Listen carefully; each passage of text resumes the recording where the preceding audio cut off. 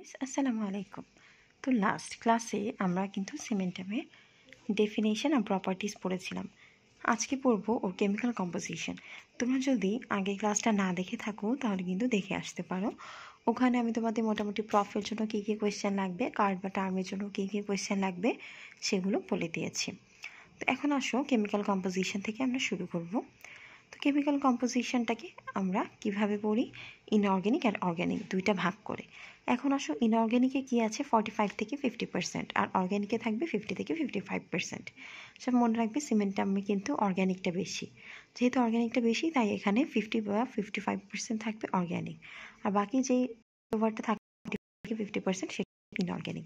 আচ্ছা আমাকে একটু জানিও যে এটা ক্লিয়ার, কোন সমস্যা হচ্ছে। এখন আসো ইনঅর্গ্যানিকের মধ্যে আমরা পাবো হাইড্রোক্সি অ্যাপিটাইট ক্রিস্টাল। এটা কিন্তু আমরা এনামেল টেন্টিনও পেয়েছিলাম। এটা সংকেতটা কিন্তু তোমরা জানো, ভাইভাতে এটা সংকেতটা প্রায়ই জিজ্ঞাসা করে। এরপরে আসো আর কি থাকবে ইনঅর্গ্যানিকে, ফ্লোরাইড থাকবে আর কিছু মিনারেলস থাকবে। আর অর্গ্যানিকের মধ্যে আমরা পাবো কোলাজেন ফাইবার। কোলাজেন ফাইবারের মধ্যে আমরা পাবো টাইপ 1, 3, 5, 6 আর 12। যদি কারো এইভাবে পড়তে সমস্যা হয় তাহলে কিন্তু তোমরা নাম্বারে 1, 3, 5, 6, 12 লিখতে পারো, কিন্তু লেখার সময় এভাবে লিখতে হবে। এরপরে আসো অর্গ্যানিকে থাকবে প্রোটিওগ্লাইকেন আর নন কোলাজেন প্রোটিন। এখন আসো অর্গ্যানিকে আরও কী কী থাকবে।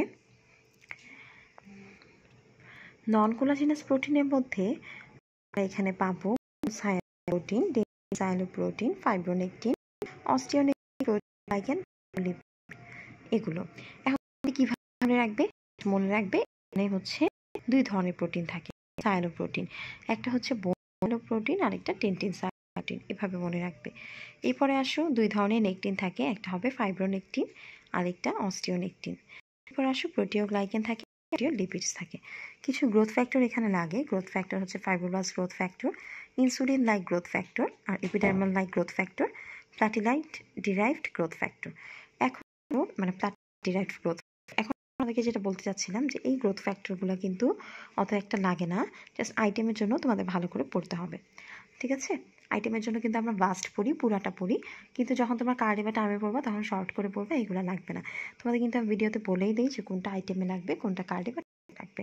তো ওইটাই আশা করি তোমাদের হেল্প হবে। এখন আসো ইনঅর্গ্যানিকে কি আছে, যে ইনঅর্গ্যানিকে মেনলি আমরা ক্যালসিয়াম আর ফসফেট পাবো in form of hydroxy appetite crystal. তো হাইড্রোক্সি অ্যাপিটাইট ক্রিস্টালের সংকেত কিন্তু তোমরা জানো যে Ca10PO46OH2। আচ্ছা এটা অরগানস আর টেনকেটসে দুইটা ভিন্নভাবে আছে, যেটা করতে পারো, কিন্তু যখন জিজ্ঞেস করবে রেফারেন্স বলতে হবে, রেফারেন্স থেকে পড়েছো নাকি টেনকেটস থেকে।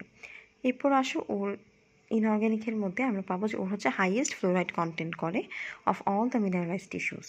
অন্যান্য টিস্যুগুলোর মধ্যে কিন্তু ওর ফ্লোরাইড কন্টেন্টটা সবচেয়ে বেশি থাকে। এছাড়াও এখানে কী কী থাকে, কিছু আয়ন্স থাকে, যেমন কপার থাকে, ফেরাস থাকে, লেড থাকে, পটাশিয়াম থাকে, সিলিকন থাকে, সোডিয়াম থাকে আর জিঙ্ক থাকে, কিন্তু সবচেয়ে বেশি কোনটা থাকবে? ফ্লোরাইড থাকবে। তো এই ছিল আমাদের ইনঅর্গ্যানিক। এখন আসে অর্গ্যানিক। তো অর্গ্যানিকের মধ্যে আমরা পাবো যেখানে এটা কনসিস্ট করে মেইনলি টাইপ 1 কোলাজেন আর প্রোটিওগ্লাইকেন। তো এই যে টাইপ 1 কোলাজেন যেটা, সেটা হচ্ছে মেজর কোলাজেন, আর বাকি যে কোলাজেনগুলোর কথা বললাম না যে এখানে থাকে 5, 6, 12, তো এই জিনিসগুলো হচ্ছে ওর আদার কোলাজেন। হ্যাঁ, এবার আসো প্রোটিওগ্লাইকেনের মধ্যে কী কী আছে সেগুলো তো বললাম। না, প্রোটিওগ্লাইকেন না, সেটা আমি নন কোলাজেনাস প্রোটিন বলেছিলাম। আচ্ছা, প্রোটিওগ্লাইকেনের মধ্যে আছে কনপ্রোটিন সালফেট, হেপারান সালফেট, হায়ালুরোনেট, কেরাটিন সালফেটস আর ফাইব্রোমোডিউলিন এটসেট্রা। এছাড়াও এখানে থাকবে যে প্রোটিন পলিস্যাকারাইড, যেটা হলো প্রোটিওগ্লাইকেন্স। তো এই যে বললাম যে এখানে যে প্রোটিওগ্লাইকেনগুলোর কথা আছে, এইগুলো আসলে অতটা ইম্পর্টেন্ট না, কিন্তু তোমরা জাস্ট আইটেমের জন্য মনে রাখবে যে কনপ্রোটিন সালফেট, ফাইব্রোমোডিউলিন, কেরাটিন সালফেটস, তারপরে হেপারান, এগুলো জাস্ট মনে রাখতে পারো, কিন্তু আইটেমের জন্য, কার্টামের জন্য কিন্তু এগুলো অতটা দরকার নেই।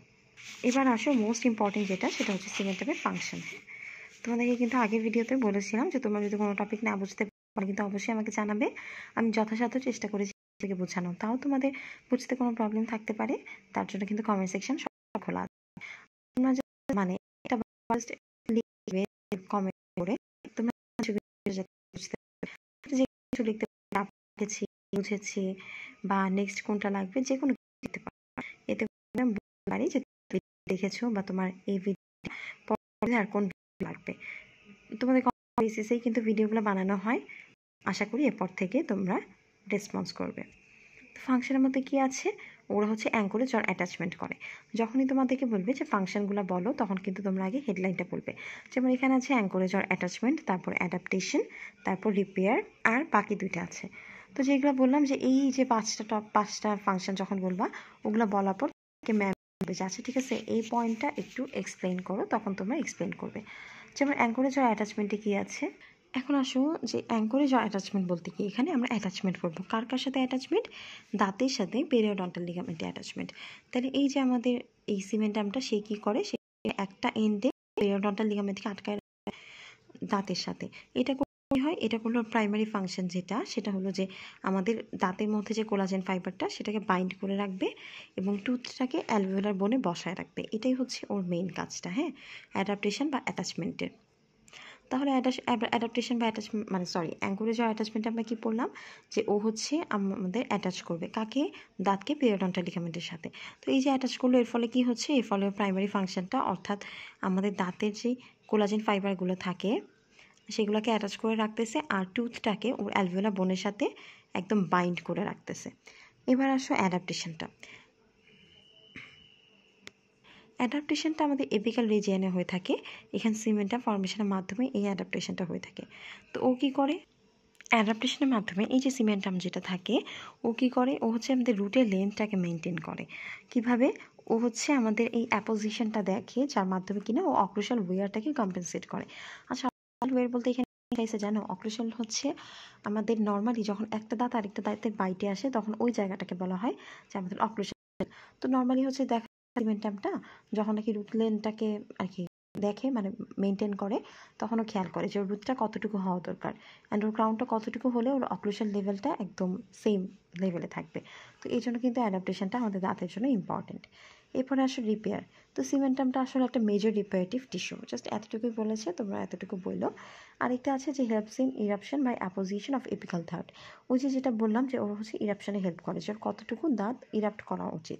ইরাপশন বলতে এখানে দাঁত উঠা বুঝাইতেছে, যে ওর কতটুকু দাঁত উঠা উচিত। এরপর আসো ও হচ্ছে পেরিওডন্টাল লিগামেন্টের যে মানে উইডথটা সেটাও মেনটেন করে, অর্থাৎ পেরিওডন্টাল লিগামেন্ট যেটা দাঁতের সাথে থাকবে সেটার উইথটা কতটুকু হবে এটাও সিমেন্টটা মেনটেন করছে। আবার আমাদের রুটটার যে লেন্থটা সেটা কতটুকু হবে এটাও কিন্তু সিমেন্টটা মেনটেন করছে। তো এই ছিল মোটামুটি আমাদের সিমেন্টামের ফাংশন, ক্লাসিফিকেশন অ্যান্ড ডেফিনিশন। আশা করি বুঝতে পেরেছো। আগের পার্ট যদি না পেয়ে থাকো তাহলে কমেন্ট করে জানিও। আর আগের পার্টের মধ্যে যদি কোনো সমস্যা থাকে বা এই পার্টে সমস্যা থাকে তাহলেও কিন্তু কমেন্ট সেকশানে জানিও। সবাই ভালো থাকবে, সুস্থ থাকবে। আল্লাহ হাফিজ।